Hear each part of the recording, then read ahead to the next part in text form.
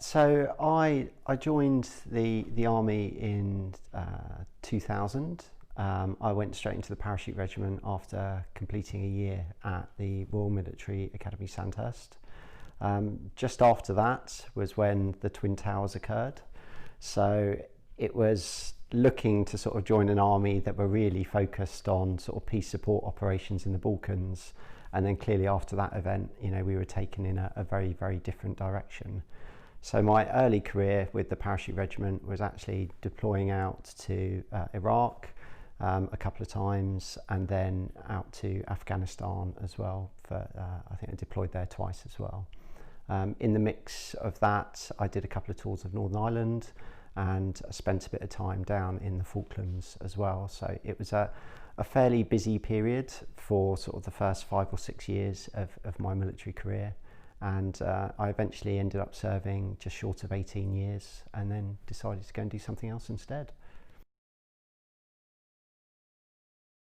I mean, I still have a real fondness for, the time that I spent in the military. And, I made some amazing friends and some fantastic connections that will stay with me throughout my entire life. And really, one of the reasons that I do go and attend is to sort of pay my respects to those that served, and we're not as fortunate as me that I sort of emerged from that period of my life relatively unscathed. And I lost soldiers in operations, and I feel it important to mark the fact that some of those young lads did give their life.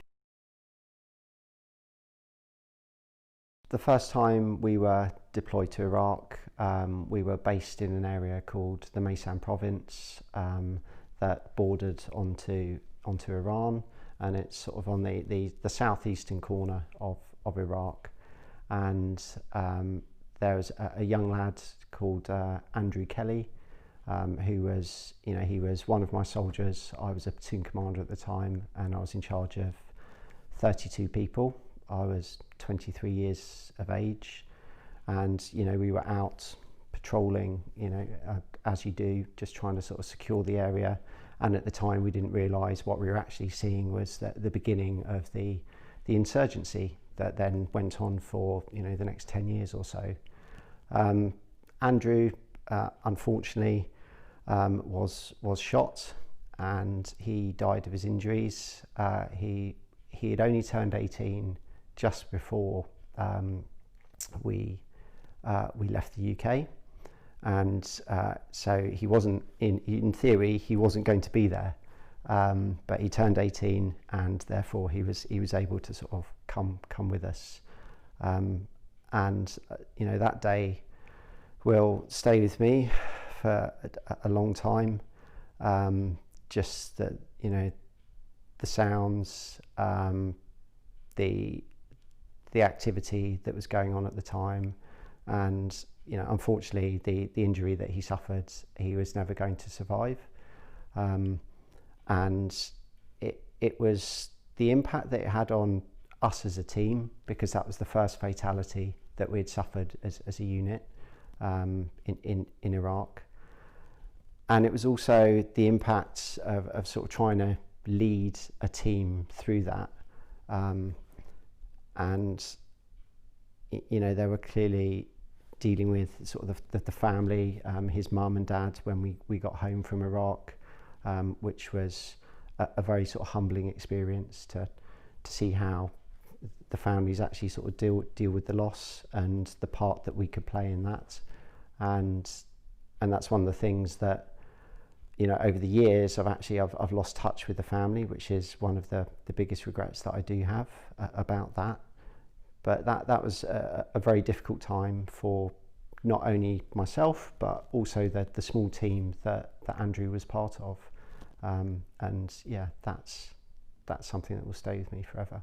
I've seen the impact that the loss has on the families as well, and I genuinely believe that it is much harder for the families than it is for those who are deployed away on operations, because the strange thing about warfare is that it's 90% boredom and then it's 10%, utter horror and fear, and we know when we're safe and we know when we're not, and we're putting ourselves in harm's way, whereas everybody back here just assumes that we are in harm's way the whole time, and they must be just sort of living on their nerves for the whole time that people are away.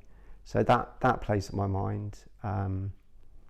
It's, and I really think, that the family and even with like my wife Helen, she knew what I did, and I've deployed since we've been married, and I just really think how hard it is for the people that are left behind while this happens. Do you miss the military? I do, yeah. I do miss the military.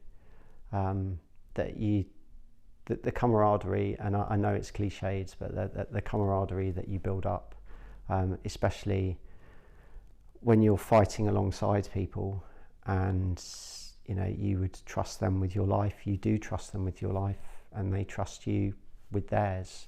And I was an officer and a leader within the military, so a lot of the time the decisions that had to be made were down to me, and I had to live with the repercussions of that. But I do miss the sort of the banter. There's a real interesting humour that I think you find across the military. I think you also find it in the medical profession. It can be quite sort of dark and macabre at times, but I think it's the way that people deal with the situation that they're in, and it amazes me that regardless of how high stress and an environment was, there was always room for humour, and I think that's something that I genuinely miss, and I haven't seen anything similar since I've left. I think even though that warfare has clearly changed, and the basic connection between soldiers, sailors, airmen and women is still there. You're a cohesive unit, and I think that has not changed since wars began, to be honest.